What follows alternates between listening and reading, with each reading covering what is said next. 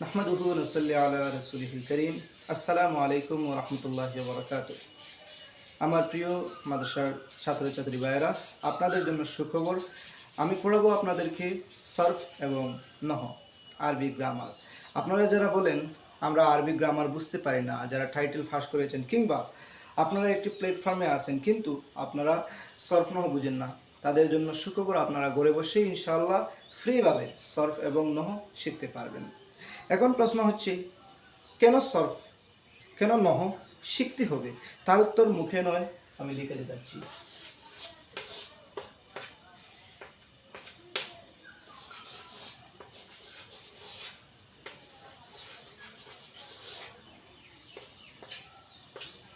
এখানে আমি লিখেছি দরাবা মুসা ঈসা। এখন বলেন, এখানে মুসা ঈসাকে মেরেছে নাকি ঈসা মুসাকে মেরেছে? কারণ এখানে এরাব যেটা আছে দুটার মধ্যে লফজান নেই। আপনি কিভাবে বলবেন? যদি আপনি সরফ ন জানেন তাহলে ঝট করে বলবেন ইজান তাফাল এরাব লফজান, ইজান তাফাল এরাব ফি মা লফজান। যখন ফাইল এবং মাফুলের মধ্যে এরাব লফজি থাকবে না, তখন ফাইল মুকদ্দম হবে। ফাইলকে মুকদ্দম করা ওয়াজিব। জট করে আপনি কায়দার দিকে লক্ষ্য রেখে আপনি বলবেন এখানে মুসা ঈসাকে মেরেছে। সুতরাং আমরা বুঝতে পারলাম সরফ এবং নহ যদি আমরা জানি, তখন আমরা কি করতে পারবো? আমরা ভালো করে আরবি বুঝতে পারবো। এবং যদি ভালো করে আরবি বুঝতে পারি, তখন আমাদের জন্য মাসআলা বুঝতে সহজ হবে, আরবি কিতাবগুলো বুঝতে সহজ হবে, আহাদিস বুঝতে সহজ হবে, কোরআন বুঝতে সহজ হবে। সুতরাং আমাদেরকে সরফ নহ শিখতেই হবে। এখন আমি কি পড়াবো? আজকের ক্লাস হচ্ছে সরফ নিয়ে। সরফে কি পড়ানো হয় তা বলবো। তার আগে বলতে চাই, আপনারা কিছু ভাইয়েরা বোনেরা প্রশ্ন করতে পারেন, ঠিক আছে আপনি বলছেন সরফ পড়াবেন, কিন্তু আমরা তো সরফের কিছুই পারি না। এই কিছুই পারি নার দিকে লক্ষ্য রেখে আমি সরফকে 3 ভাগে ভাগ করেছি। একটার নাম রেখেছি জিরো লেভেল, অর্থাৎ বিগিনার লেভেল, যারা জিরো থেকে শিখতে চান।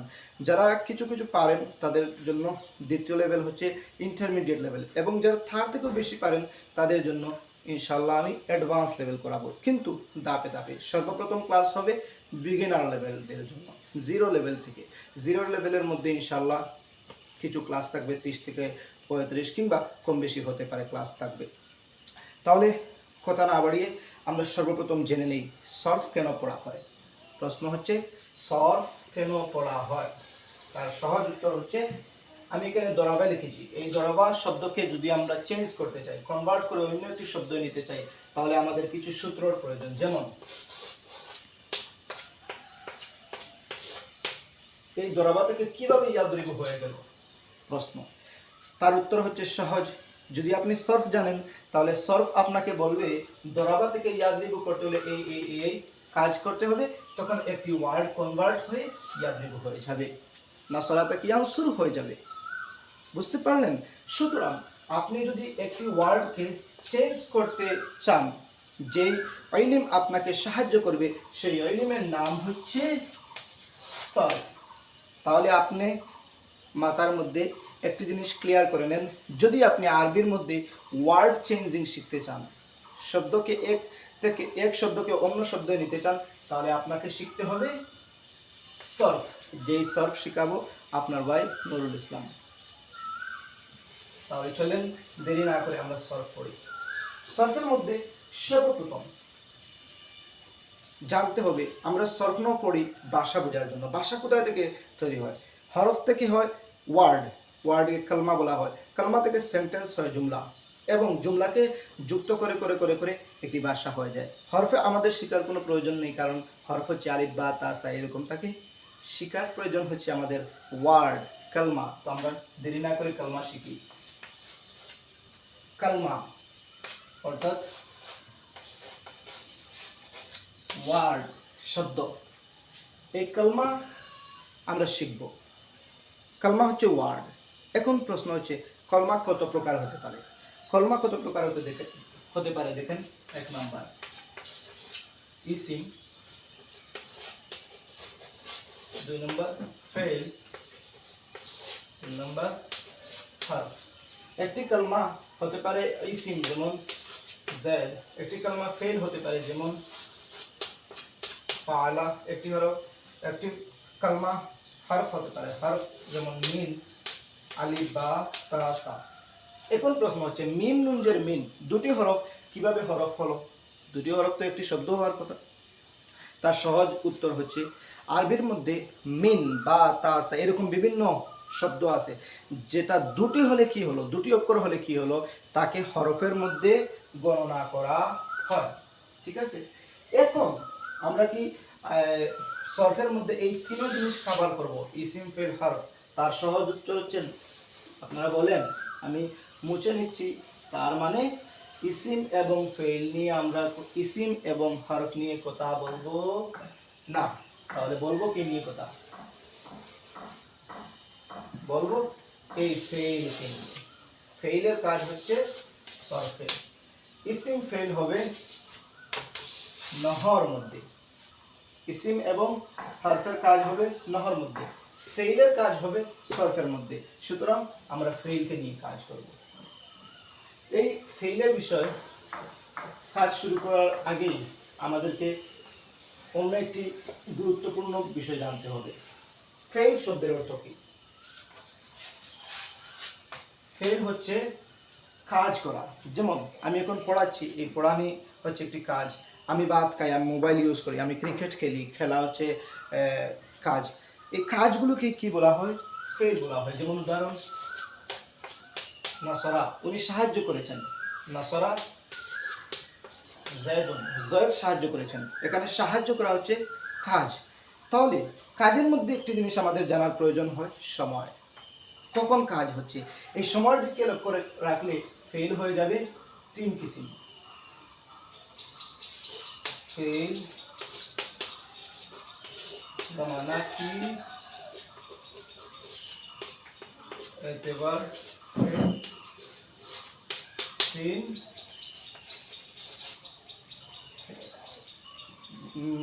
বোর্ডের মধ্যে লিখতে একটু অসুবিধা হয়, তো আপনাকে একটু কমার দৃষ্টিতে দেখবেন। ইসমে হ্যাঁ, সময়, জমানা শব্দের অর্থ হচ্ছে সময়। সময়ের দিকে লক্ষ্য রাখলে ফেল হবে তিন কিসিম। কি কি? এক নাম্বার হচ্ছে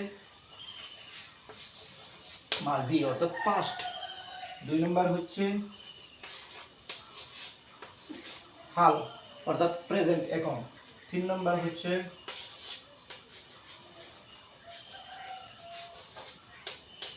মুস্তাকবিল, ফিউচার, যে সময়টি আসবে।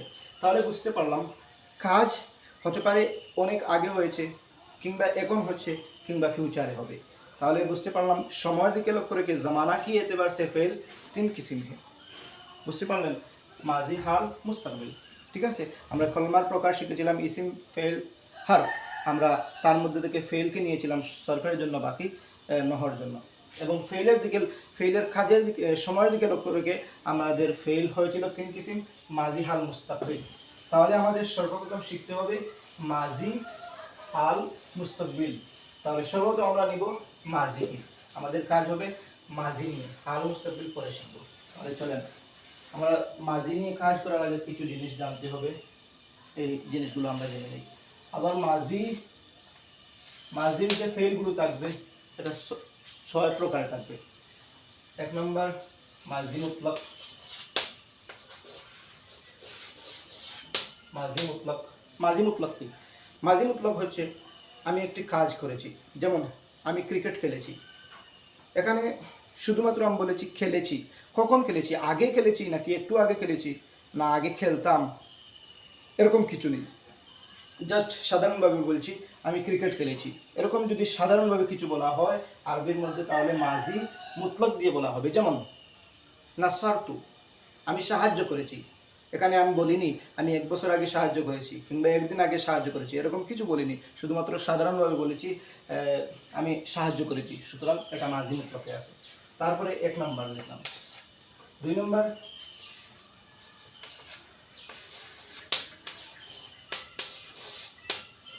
মাজি করিব। আদ নাসারতু, আমি একটু আগে সাহায্য করেছি। একটু আগে যদি বলতে হয় তাহলে আমরা বলবো কাদ নাসারতু। ঠিক আছে,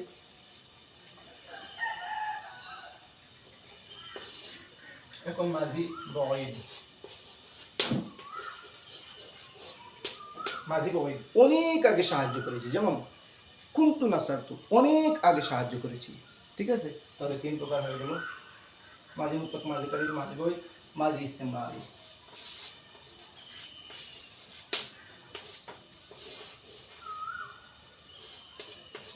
মাজি ইস্তেমরারি। মাজি ইস্তেমরারি যেমন কুনতু আনসুরু, কুনতু আনসুরু আমি সাহায্য করছিলাম, কাজটি চলছিল, অতীতে কাজটি চলছিল, আমার সাহায্যের কাজটি চলছিল। এই চলছিল যেমন আমি রাস্তা বানাইতেছিলাম, আমি সাহায্য করতেছিলাম, এইরকম যদি বোঝাতে হয় তাহলে মাঝে ইস্তেমরারি হয়। তারপরে 5 নম্বর হচ্ছে মাঝি মাঝি ইহতেমালি। 6 নম্বর হচ্ছে মাঝি তামান্নাই। এই দুটি একসাথে বুঝি, মাঝি ইহতেমালি, মাঝি তামান্নাই। এই দুটোটার মধ্যেই হচ্ছে আশা আকাঙ্ক্ষা। যে আশা আকাঙ্ক্ষা পূর্ণ করা, যে আশা আকাঙ্ক্ষাকে অ্যাচিভ করা পসিবল, তাকে বলা হয় মাঝি ইহতেমালি। যেমন আমি যদি সলভ শিখতে পারতাম, আচ্ছা বলেন আপনি সলভ পারেন না, আমি সলভ পারি না, আমি বলছি আমি যদি সলভ শিখতে পারতাম, এটা কি পসিবল নয়? আমরা যদি ভালো করে মনোযোগ দিয়ে এই ক্লাসগুলো অ্যাটেন্ড করি তাহলে আমরা সলভে দক্ষ হয়ে যাব। সুতরাং এটা অ্যাচিভ করা পসিবল, তাহলে মাঝি ইহতেমালি বলবে। আর এখন যদি আমি বলি, এখন আমার বয়স বর্তমানে যেমন ধরেন 10 বছর, আমি বলছি যদি আমি এখন 5 বছরের একটি ছেলে হতাম, এটা কি পসিবল? আপনারা বলবেন নিশ্চয় পসিবল নয়। যেই আশা আকাঙ্ক্ষা, যেই চাওয়া পাওয়া পসিবল নয়, সেইটাকে বলা হয় মাঝি তামান্নাই। তাহলে বুঝতে পারলাম মাঝি হচ্ছে 6 প্রকার: মাঝি মুতলাক, মাঝি করিম, মাঝি গয়ব, মাঝি ইস্তেমরারি, মাঝি ইহতেমালি, মাঝি তামান্নাই। আপনারা লিখে রাখবেন, কি কি লিখে রাখবেন, তারপরে আমি সামারি হিসাবে লাস্টের দিকে ইনশাআল্লাহ বলে দিব। মাঝির কাজগুলো শুরু করার আগে আমাদের এই কাজগুলো শিখতে হবে। আমরা শিখলাম এই কাজ, এখন আরো শিখতে হবে কিছু জিনিস, যে জিনিসগুলো আমাদেরকে সবসময় সাহায্য করবে। তারপরে চলেন ফেল। আবার ফেল 2 কিসিমের হয়। যেমন আমি কাজ করেছি, আমি ক্রিকেট খেলেছি, আমি ভাত খেয়েছি, এটা হচ্ছে পজিটিভ। আমি ভাত খাইনি, আমি ক্রিকেট খেলিনি, তাহলে বোঝা গেল পজিটিভ এবং নেগেটিভ। এই পজিটিভ এবং নেগেটিভকে লক্ষ্য রেখে আবার ফেল 2 কিসিম। ফেল 2 কিসিম কি দেখি। মুসবাত, 1 নম্বর হচ্ছে মুসবাত, 2 নম্বর হচ্ছে মানফি। মুসবাত হচ্ছে পজিটিভ, যেমন নাসারতু আমি সাহায্য করেছি, এটা হচ্ছে পজিটিভ। মানফি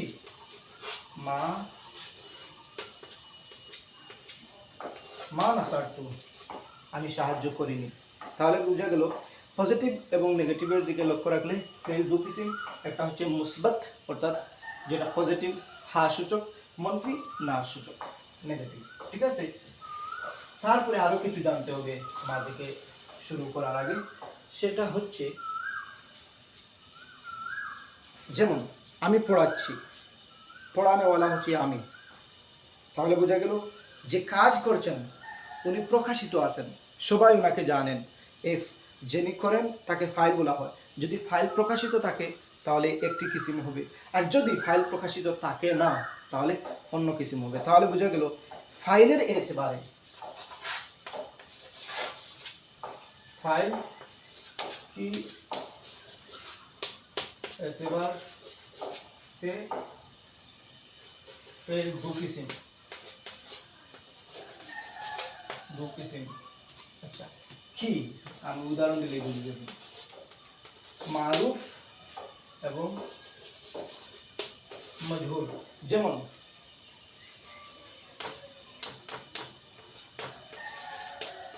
নাসারা জয়দুন, নুসিরা জয়দুন।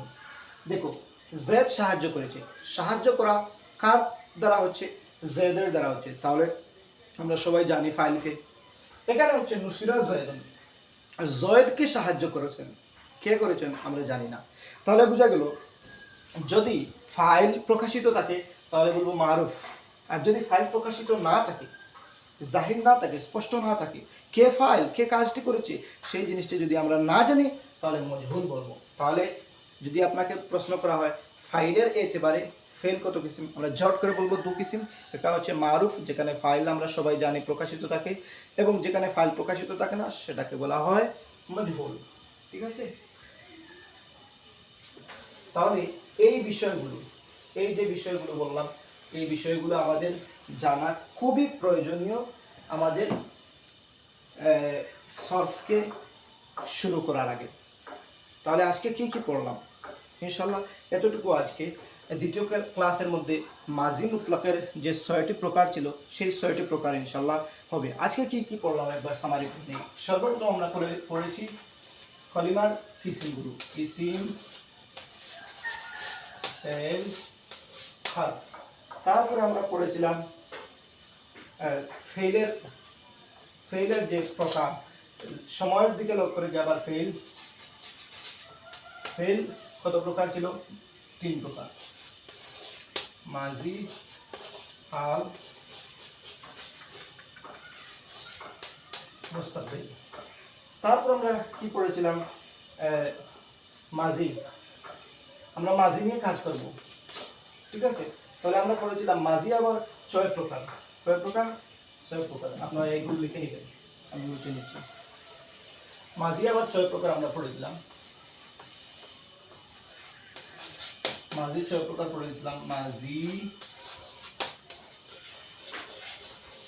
মুতলক 1 নম্বর, 2 নম্বর মাজি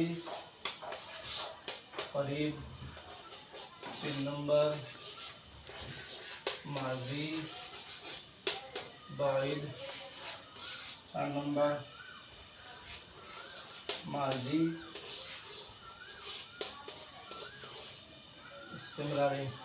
ইস্তেমরারি, 5 নম্বর মাজি ইহতিমালি, 6 নম্বর ছিল মাজি তামান্নাই। আমরা পড়েছিলাম মাজির কিসিমগুলো। এই মাজির কিসিমগুলো ইনশাআল্লাহ আপনারা লিখে রাখবেন। তারপরে এগুলো এক্সপ্লেন পুরো ফুল করেছিলাম আমি, আপনারা দেখে নেবেন, তারপরে ইনশাআল্লাহ হয়ে যাবে।